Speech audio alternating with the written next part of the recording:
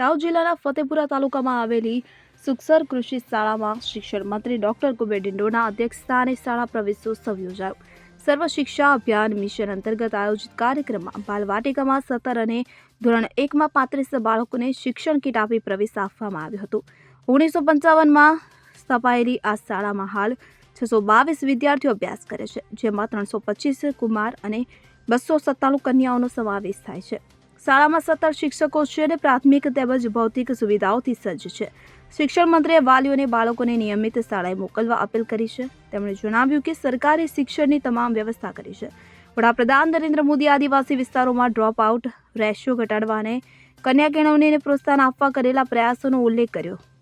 કાર્યક્રમમાં ગણિત, વિજ્ઞાન, CET અને NMMS પરીક્ષામાં ઉત્કૃષ્ટ પ્રદર્શન કરનાર વિદ્યાર્થીઓનું સન્માન કરાયું. શિક્ષણ મંત્રીએ શાળા પટાંગણમાં વૃક્ષારોપણ કર્યું.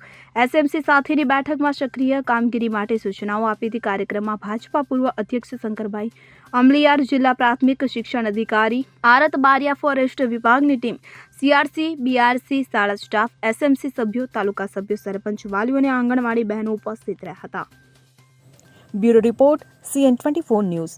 હવે જુઓ દેશ દુનિયાની તમામ ખબરો તમારી આંગળીના ટેરવે.